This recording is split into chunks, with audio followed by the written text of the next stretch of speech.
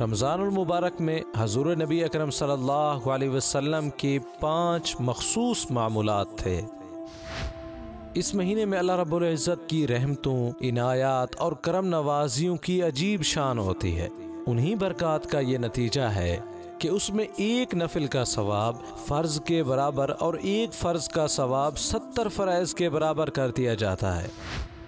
ام المومنین حضرت عائشہ صدیقہ رضی اللہ عنہا سے روایت ہے، جب ماہ رمضان شروع ہوتا تو رسول اللہ صلی اللہ علیہ وسلم کا رنگ مبارک متغیر ہو جاتا، آپ صلی اللہ علیہ وسلم کی نمازوں میں اضافہ ہو جاتا، اللہ تعالیٰ سے گڑ گڑا کر دعا کرتے اور اس کا خوف طاری رکھتے۔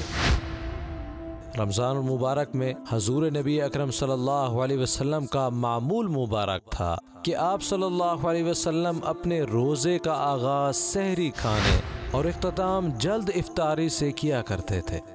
حضرت انس بن مالک رضی اللہ تعالی عنہ سے روایت ہے، سحری کھانے کے متعلق آپ صلی اللہ علیہ وسلم نے فرمایا، سحری کھایا کرو کیونکہ سحری میں برکت ہے۔ ایک اور مقام پر حضور نبی اکرم صلی اللہ علیہ وسلم نے فرمایا، ہمارے اور اہل کتاب کے روزوں میں سحری کھانے کا فرق ہے۔ رمضان المبارک میں آپ صلی اللہ علیہ وسلم کی راتیں تواتر و کثرت کے ساتھ نماز میں کھڑے رہنے، تسبیح و تہلیل اور ذکر الہی میں محویت سے عبارت ہے۔ نماز کی اجتماعی صورت جو ہمیں تراویح میں دکھائی دیتی ہے اسی معمول کا حصہ ہے۔ حضور نبی اکرم صلی اللہ علیہ وسلم نے رمضان المبارک میں قیام کرنے کی فضیلت کے بارے میں فرمایا، جس نے ایمان و احتساب کی نیت سے رمضان کے روزے رکھے اور راتوں کو قیام کیا، وہ گناہوں سے اس طرح پاک ہو جاتا ہے جیسے کہ وہ پیدا ہوتے وقت گناہوں سے پاک تھا۔ حضور نبی اکرم صلی اللہ علیہ وسلم کی عادت مبارکہ تھی کہ آپ صدقات و خیرات کثرت کے ساتھ کیا کرتے، اور سخاوت کا یہ عالم تھا کہ کبھی کوئی سوالی آپ صلی اللہ علیہ وسلم کے در سے خالی واپس نہ جاتا۔ حضرت عبداللہ بن عباس رضی اللہ تعالی عنہ سے روایت ہے، جب حضرت جبریل امین آ جاتے تو آپ صلی اللہ علیہ وسلم بھلائی کرنے میں تیز ہوا سے بھی زیادہ سخی ہو جاتے۔ حضرت جبریل علیہ السلام اللہ تعالیٰ کی طرف سے پیغام محبت لے کر آتے تھے۔ رمضان المبارک میں کیونکہ وہ عام دنوں کی نسبت کثرت سے آتے تھے، اس لیے حضور نبی اکرم صلی اللہ علیہ وسلم ان کے آنے کی خوشی میں صدقہ و خیرات بھی کثرت سے کرتے۔ رمضان المبارک کے آخری 10 دنوں میں آپ صلی اللہ علیہ وسلم کا اعتکاف کرنے کا معمول تھا۔ ام المومنین حضرت عائشہ صدیقہ رضی اللہ تعالی عنہا سے روایت ہے، حضور نبی اکرم صلی اللہ علیہ وسلم رمضان المبارک کے آخری 10 دن اعتکاف کرتے تھے، یہاں تک کہ اللہ تعالیٰ کے حکم سے آپ صلی اللہ علیہ وسلم کا وصال ہو گیا۔ پھر آپ صلی اللہ علیہ وسلم کے بعد آپ صلی اللہ علیہ وسلم کی ازواج مطہرات نے اعتکاف کیا ہے۔ حضور صلی اللہ علیہ وسلم نے فرمایا، اللہ تعالیٰ رات کے آخری تہائی حصے میں آسمان سے دنیا کی طرف نزول کر کے فرماتا ہے، کون ہے جو مجھ سے مانگے اور میں اسے عطا کروں؟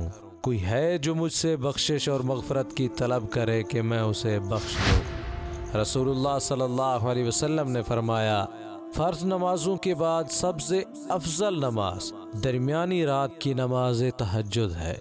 حضرت انس بن مالک رضی اللہ تعالی عنہ بیان کرتے ہیں کہ حضور نبی اکرم صلی اللہ علیہ وسلم سے پوچھا گیا، کون سا صدقہ افضل ہے؟ آپ صلی اللہ علیہ وسلم نے فرمایا، رمضان میں صدقہ کرنا افضل ہے۔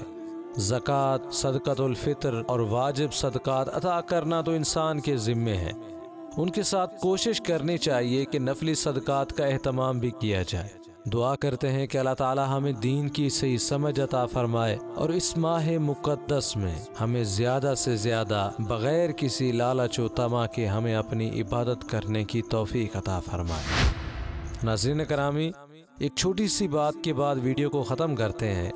امام زین العابدین رحمۃ اللہ علیہ فرماتے ہیں، عبادات 3 قسم کی ہیں، مطلب جو لوگ عبادت کرتے ہیں ان کی 3 قسمیں ہیں۔ نمبر 1 غلاموں کی عبادت جو ڈر اور خوف سے کرتے ہیں۔ نمبر 2 تاجروں کی عبادت جو عیش و آرام اور جنت کی طلب کے لیے کرتے ہیں۔ نمبر 3 احرار لوگوں کی عبادت، آزاد لوگوں کی عبادت۔ وہ صرف اس لیے عبادت کرتے ہیں کیونکہ وہ ذات عبادت کے لائق ہے۔ ان میں سے کوئی عبادت ایسی نہیں کہ جس کو رد کیا جا سکے، لیکن ہر کسی کی سوچ ہوتی ہے اور اس کی سوچ اس کا مقام متعین کرتی ہے۔